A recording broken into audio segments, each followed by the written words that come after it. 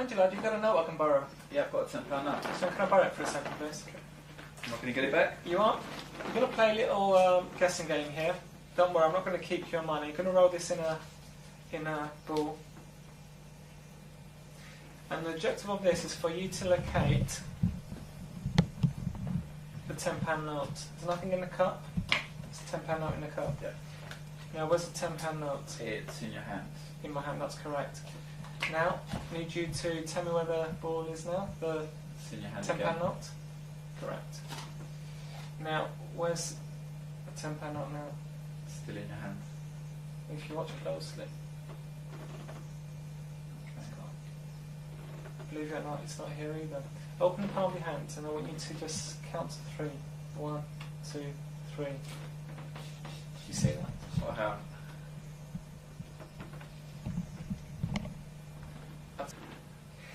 Here's another trick with a £10 note rolled up into a ball. Again, you've got to try and locate the £10 note. Where is that? It's in your hands. It's in my hand. Excellent. It's in your hands. It's in my hand. Yeah. Correct. Now, where is it now? I think it's in your hand, but I'm going to say it's in the cup. No, it's not. So where is the ball? Must be in the cup. No, there's nothing there.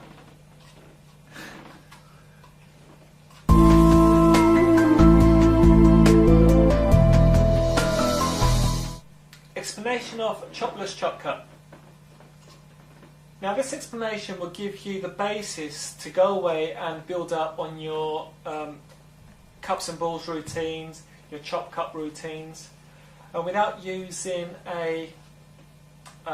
of course, a CHOPCUP. In this case, you can use a polystyrene cup with a crumpled up £10 note.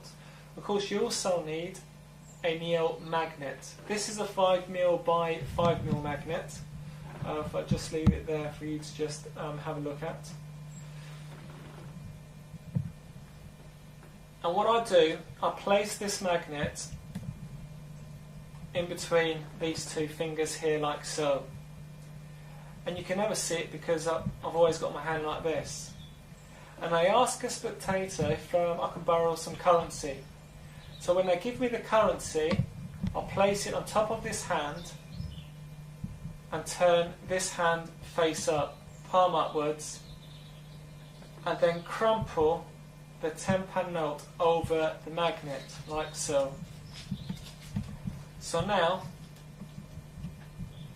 I've got a ball which replaces your CHOPCUP ball with a magnet inside.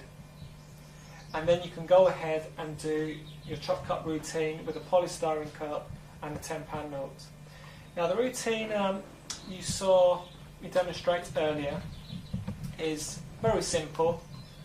Again, if you've got the £10 note inside the polystyrene cup, and with the Wizard PK ring, if you place it on the bottom, on the side of the polystyrene cup with this facing outwards, you can feel the currency inside with the magnet attract to the magnet. And when you tilt this over, it would stay in place. When you let go or move the ring away from the polystyrene cup, the currency would fall out. So a couple of times I just pour the currency in my hand, ask them where the currency is, they would always say in this hand. Now for the third time, I make sure it's attached to the magnet. The currency is attached to the magnet inside, as you can see. And as I tilt it over and steal it, it's still underneath the polystyrene cup and it's not in this hand. Make this disappear, just count to 3, 1, 2, 3, and it could appear inside in the hand.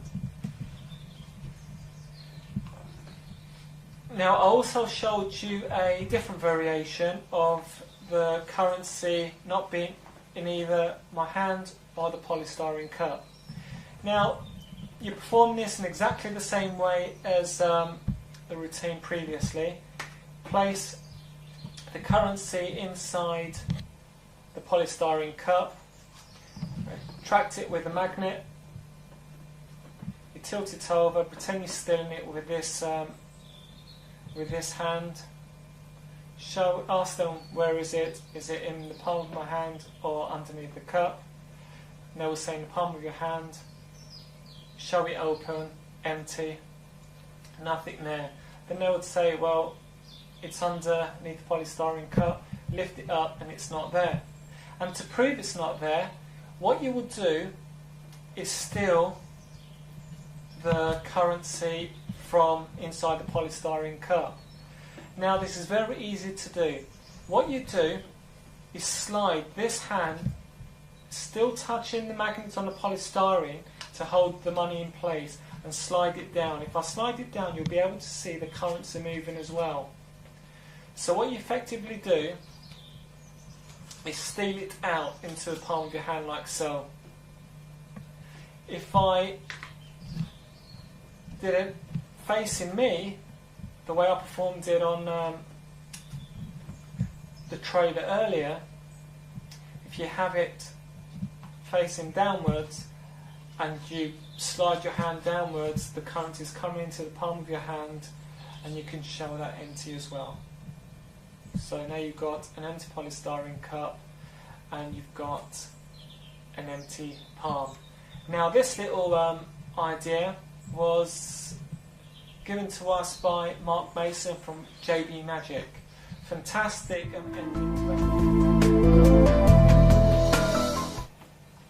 want to show you a little experiment with this fork. Have you ever seen anyone move objects with their mind? No. In a live situation? Well, you're going to see it now. I want you to just visualise this fork moving and spinning around, and that will help me enhance the powers of the object and let me control it from a distance. Now just visualise the fork is moving. Now visualise the fork is moving. And then you can actually see it slowly. Slowly, slowly. And then it takes control.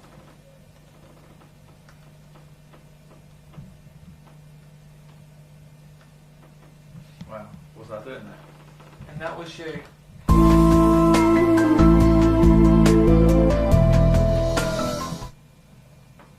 Now the secret to moving cutlery. We had so many emails of people asking, I can't, how do we move cutlery? I can't seem to get it to move, What do I do? What am I doing wrong? Well, this is a secret. A lot of people try to move cutlery by going into the kitchen, getting the fork, placing it on the table and trying to move it. Well, for cutlery to move, you need the pivot point. If you have a look in this example, you have the front and back both touching the surface. That's not going to work because it can't move. There's so much friction on either side. What you need to do is create a pivot point. Now this is already modified for you to have a look at. The pivot point is right there. The back is not touching anything, and nor is the front. So this gives the fork a lot of manoeuvre to spin around. Of course, once you've got your fork, you need to modify it slightly. Either bring this slightly up and the front slightly up until you've got a pivot point. Once you've managed to find a fork that does this and you're able to use it effectively, keep it to one side. Instead of you trying to do this to every fork that you get hold of, always keep one already handy for you to use. Now what you do with the wizard PK ring in your, on your finger, you come close to the fork. Now there's a couple of tips which I would go through in order to make this trick more effective for you and for you not to reveal the secret during your performance. You need to come from the front of the forks. If you come from the front of the forks, you can see it slowly moving. The reason I say the front and not the top, if you come from the top, there's a possibility of you coming too close and the fork attracting to the magnet. You can do a perfect presentation, making the fork spin, and then what you do is accidentally do that. through experience, you don't want to do that. You're doing a perfect presentation and bam, you reveal the secret. So what we suggest, and through a lot of practice and demonstrations of moving cutlery, always come through the front. And that way, you won't attract the fork to the ring. Now of course you do need to come close, but that's not a problem. Hand forwards and to the left, or backwards to the left, depending on how the fork is spinning. Now in this case I'm coming up to the fork, I'll sit spinning and I'll start moving my hand.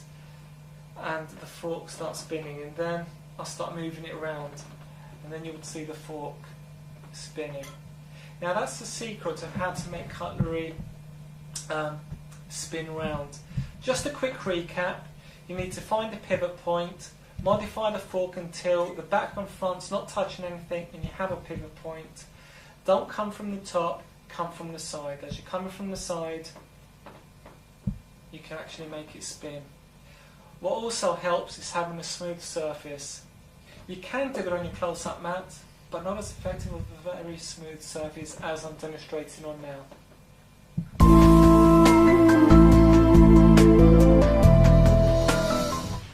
Don't you wish sometimes when you're in a restaurant you can do something really freaky with your food? I'll tell you what, choose any cherry tomato you want. Okay. Let's just place it on the board here. Now I want you to watch closely. Well, You can actually coax it to come back to you if you wanted to. And you watch people's faces when they see the cherry tomato move. But of course, if you want to, you can eat it because it is. I know. is it nice?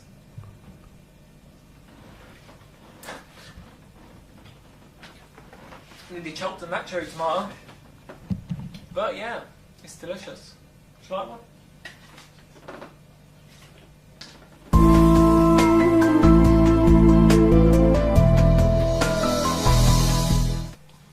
Moving cherry tomato.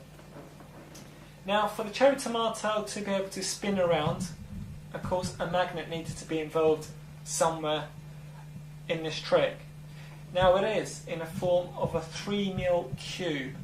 Now I've got a rod here of 16 of these 3mm cubes. We're not going to use all of them, but I'll show you how many we will use and how to use them.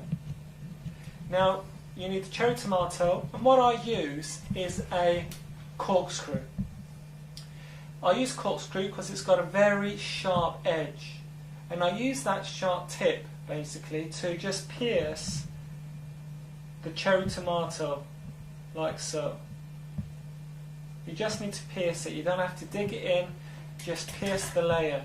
You do this in order to be able to push the 3mm cubes inside the cherry tomato.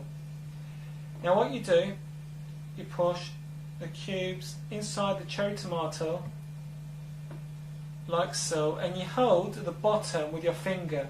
So you push them until the cubes, you can feel the cubes on the other side. Now you know you're going to use that many 3mm cubes. What you do, you bring the cubes out by one and you take off that amount of cubes. So now if you push these in, they are level and inside the cherry tomato. So now you've got a cherry tomato with 3mm cubes inside that cannot be noticed by anyone. Now if you have a look how they are in place, just with the naked eye, and if someone's unaware of magnets or what you're about to do, they're not going to notice that whatsoever. So now we've prepared the cherry tomato. With a wizard peak airing, just bring your hand over and you can make them move about, just like so.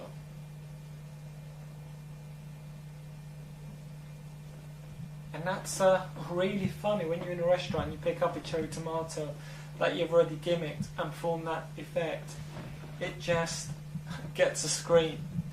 Now, you don't have to use a cherry tomato. In fact, you can use anything that's round. I don't expect you to go and get a watermelon, shove loads of magnets in it and try and make it move with your Wizard PK ring. You know, anything small enough that's able to roll around with the power of the Wizard PK ring and the magnets inside, you're able to do this effect. Now, go and experiment and have fun with whatever you can find that you can gimmick with a magnet inside. If you need any of these magnets, your dealer will be able to supply them for you. If not, there is details on the DVD of where you can get hold of them.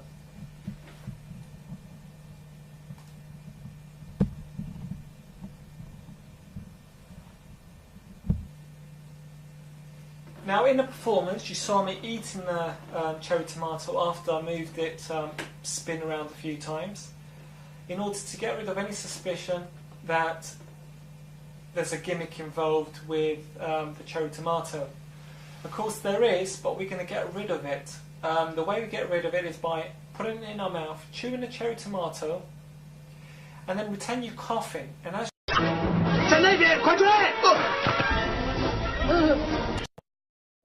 with the ring, make a gesture. I haven't coughed like that before. You know, whatever you feel is suitable to you. And you've eliminated the magnets. You can eat the rest of the cherry tomato and you're left clean, and the spectators are wondering, how did he do that? Of course, we have to add, we don't recommend you place small objects like magnets inside your mouth. Perform this at your own risk. If you place it in your mouth, we have nothing to do with it. We don't recommend it, but you can if you want to. But if you do, again, perform at your own. Datang dan pelajari trik sulap yang Anda sukai di Black Set.